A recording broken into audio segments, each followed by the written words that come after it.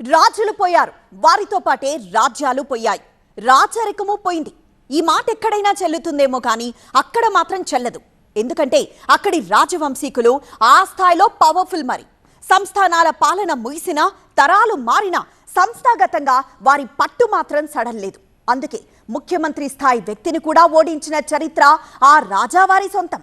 అయినప్పటికీ ఆయనకు ఏదో తీరని కోరిక వెంటాడుతూనే ఉందట. ఇంతకీ ఆ రాజెవరు, తీరని ఆ కోరికేంటి? వెంకటగిరి రాజా మళ్ళీ వేంచేస్తున్నారా? పోటీకి సై అంటున్న పెదరాజా మనవుడు 2 దశాబ్దాలుగా ప్రత్యక్ష రాజకీయాలకు దూరం. వాళ్ళకి వీళ్ళకి మద్దతు కాదు, స్వయంగా రంగంలోకి. ఏపీలో నెల్లూరు జిల్లా రాజకీయాలు ఎప్పుడూ ప్రత్యేకమే. ఉద్దండ నాయకులు ఇక్కడి నుంచి ప్రాతినిధ్యం వహించడమే దీనికి కారణంగా చెబుతుంటారు. గతంలో ఉమ్మడి రాష్ట్రానికి ముఖ్యమంత్రిగా పనిచేసిన నేదురుమల్లి జనార్దన్ రెడ్డి జిల్లా నుంచి రాష్ట్ర రాజకీయాలను శాసించారు. ఆ తర్వాత ఆనం బ్రదర్స్ గా రామనారాయణ రెడ్డి, వివేకానంద రెడ్డిలు తమ హవా కొనసాగించారు. వారిలో ప్రస్తుతం ఆనం రామనారాయణ రెడ్డి ఒక్కరే క్రియాశీల రాజకీయాల్లో కనిపిస్తున్నారు. ఇంతటి హిస్టరీ ఉన్న జిల్లా రాజకీయాల్లో వెంకటగిరిది ప్రత్యేక స్థానమని చెప్పాలి. ఎందుకంటే ఇది ఒకనాటి రాజుల కోట, వెలుగోటి వంశస్థుల ఏలుబడిలో కొనసాగిన ప్రాంతం. ప్రస్తుతం ఇక్కడి నుంచే ఎమ్మెల్యేగా ప్రాతినిధ్యం వహిస్తున్న ఆనం రామనారాయణ రెడ్డి దేవాదాయ ధర్మాదాయ శాఖ బాధ్యతలు నిర్వర్తిస్తున్నారు. పైకి పార్టీల పవర్ కనిపిస్తున్నా ఇక్కడ వెంకటగిరి రాజుల హవా కూడా ఎక్కువే. రాచరికం ముగిసిపోయినా అంతర్గతంగా వారి పట్టు అలాగే ఉంది. అందుకే ఇక్కడి ఎవరు గెలవాలన్నా వారి మద్దతు తప్పనిసరి. గతంలో రాజకీయంగా ప్రత్యక్ష ఎన్నికల్లో సత్తా చాటిన చరిత్ర వెంకటగిరి రాజకుటుంబానికి ఉంది.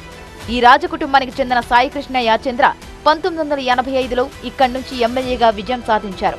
మరోసారి 1994లో బరిలో నిలిచిన సాయికృష్ణ యాచంద్ర నాటి కాంగ్రెస్ కీలక నేత నేదురుమల్లి జనార్దన్ రెడ్డిపై అత్యధిక మెజార్టీతో గెలుపొంది రికార్డు సృష్టించారు. టీడీపీ తరపున ఎమ్మెల్యేగా గెలిచిన పెదరాజా అప్పుడు ఎన్టీఆర్ ప్రభుత్వం ఏర్పాటు చేసి తన హయాంలో మంత్రి పదవి చేపట్టాలని అడిగినా సున్నితంగా తిరస్కరించారు.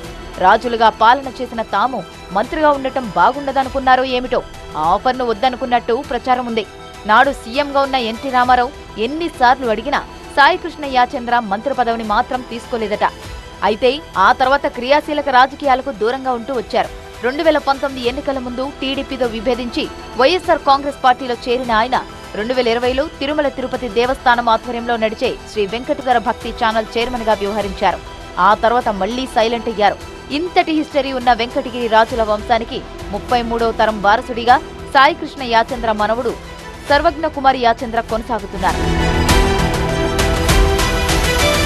వెంకటగిరి రాజుల వారసుడిగా అనంతరం ఏర్పడిన ప్రజాస్వామ్య ఎన్నికల్లో నాయకుడిగా తనదైన మార్కు చూపించిన సాయికృష్ణ యాచంద్ర ఆ తర్వాత రాజకీయాలకు దూరం జరిగినా తన వారసత్వం కొనసాగాలని భావిస్తున్నారట. అయితే ఆయన కోరిక మాత్రం ఇప్పటికీ తీరనిదిగానే ఉండిపోయిందట. ఎప్పటికీ తమ కుటుంబం రాజకీయాల్లో ఉండాలని, తన మనవడైన సర్వజ్ఞ కుమార్ యాచంద్ర ఎమ్మెల్యేగా పోటీ చేసి గెలవాలని సాయికృష్ణ యాచంద్ర మనసారా కోరుకుంటున్నారట. ఈ విషయాన్ని పెదరాజావారి 101వ జయంతి సందర్భంగా స్వయంగా సర్వజ్ఞ కుమారే చెప్పుకురావడం విశేషం. దీంతో మరోసారి వెంకటపతి రాజుల కుటుంబం పొలిటికల్ ఎంట్రీ ఇచ్చేందుకు సిద్ధమవుతుందా అనే చర్చ మొదలైంది. తాతగారి కోరికను కార్యరూపంలోకి తీసుకువచ్చేందుకు వెంకటగిరి యువరాజు ప్రయత్నిస్తున్నట్టు ప్రస్తుతం లోకల్ గా ప్రచారం జరుగుతోంది. ఈ విషయంలోనూ పెదరాజావారి మనవుడు ఓ క్లారిటీ ఇచ్చే ప్రయత్నం చేశారు. ప్రస్తుతం రాజకీయ పరిస్థితులు పూర్తి భిన్నంగా ఉన్నాయని, భవిష్యత్తు ఎలా ఉంటుందో వేచి చూడాలని సర్వజ్ఞ కుమారి యాచంద్ర చెబుతున్నారు. గత కొన్నేళ్లుగా ప్రత్యక్ష రాజకీయాలకు దూరంగా ఉంటున్న వెంకటగిరి రాజాలు ప్రధాన పార్టీల అభ్యర్థులకు మద్దతు ఇస్తున్నారు. ఇప్పుడు సర్వజ్ఞ కుమారి యాచంద్ర మాటలు వింటుంటే ఈ దఫా వాళ్లకి వీళ్లకి మద్దతు కాదు, మనమే బరిలో దిగితే పోలా అన్నట్టుగా కనిపిస్తోంది.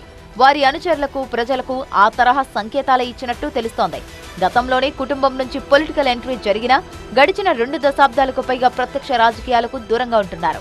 వెంకటగిరిలో గెలుపు ఏ పార్టీకి దక్కాలన్నా వారి మద్దతు కీలకంగా ఉంటూ వచ్చింది. వారికి మద్దతుగా ఉన్నవారే ఎమ్మెల్యేలుగా గెలిచిన సందర్భాలు చాలానే ఉన్నాయి. మరి ఈసారి ఏకంగా రాజావారి వారసుడు తాత మాట నెరవేరుస్తానంటూ ముందుకు వస్తుండడం చూస్తుంటే ఈసారి వెంకటగిరిలో ఎన్నికల పోరు ఎలా ఉంటుందోనన్న ఆసక్తి రాజకీయ వర్గాల్లో ఏర్పడింది.